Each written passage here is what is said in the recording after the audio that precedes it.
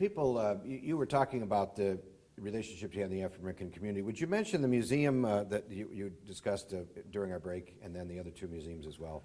Well, Margaret Burroughs came to me at the Park District, and we talked, and she was talking about they're trying to find a museum and put a museum together. And I told her, I said, Margaret, I'm going to take you out to a location in Washington Park. It was an old police station that was idle out there. And I took her out there in my car. And I took her through. I had them open the facility up and show them. And I said, would you like this for your DuSable Museum? And she said, oh my goodness, absolutely. That's how the DuSable Museum became a reality. We also spent about $35,000 rehabbing it, cleaning it up and fixing it up for them because they had no money at the time. So that was the DuSable Museum story. All right, then you mentioned the Puerto Rican Museum and the Well, Mexican I put the Puerto Rican Museum in out at Humboldt Park and the Mexican Museum out at Harrison Park. So the three museums, I was the one responsible for all three of those going in. Okay. I want to go back to Mayor Daley, and I would like to you were with him a lot, as you previously mentioned in his last year, but I'd like to have you take me through the last day of his life. Well, the night before he passed, I received a call at home from him.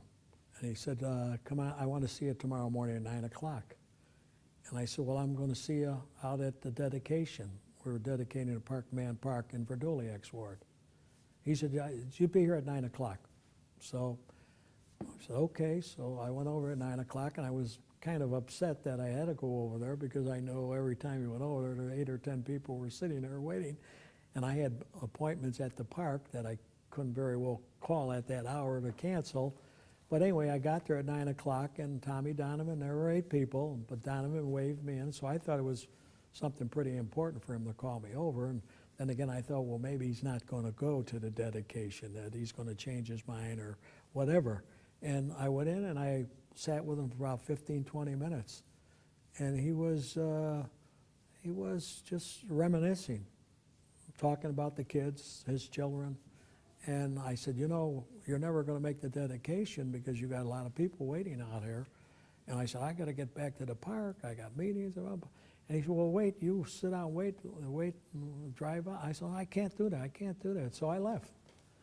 And I got out to the park about a half hour in advance because I wanted to make sure we could get him in and get him out. I was always trying to be protective of his time and make sure we got him in and keep him there. And all of a sudden, on a phone call, the supervisor at the park said, the mayor's on the phone. And I figured, uh-oh, he's not coming. And he was in the car 5 minutes from the park. And he said, I'm just checking to see if you're there. So he pulled up, and he says, come on, I want to talk to you. And I go, uh-oh, something's up. Something's up.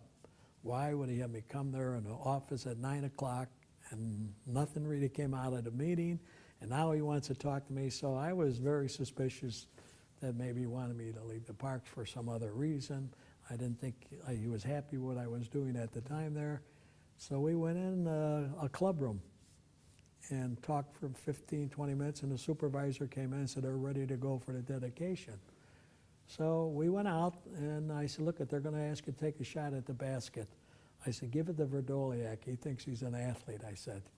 So sure as heck, they wanted us to take a shot, and Verdoliak took a long shot, and they went on me about my bat, and I took, and he missed, and I missed. And they gave it to the mayor, and the mayor threw the ball underhand outside the circle, and it went right through the basket. And Verdoliak came up with the greatest line. He came over, he said he even beats us playing basketball, he said. But we ended the session, and as we're going out, he says, come on, I want to talk to you. It's the third time.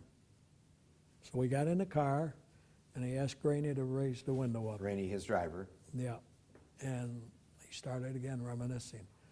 And then reminiscing in what? Well, about the kids, and if anything ever happened to me, I hope, nobody, goes after my children and things like that. And anyway, he says, come on, I got a 2 o'clock appointment. Didn't tell me he was going to the doctor's. And me, like a big dumb, I says, I can't go. I said, I'm going to get that money for Soldier Field renovation today, building commission. He says, you're going to get the money. I don't trust them. I said, I want to make sure I'm over there, that they pass on it, because I was getting $22 million to renovate Soldier Field when we did the first renovation. So I left them at 10 after 1. I'll never forget it till I die.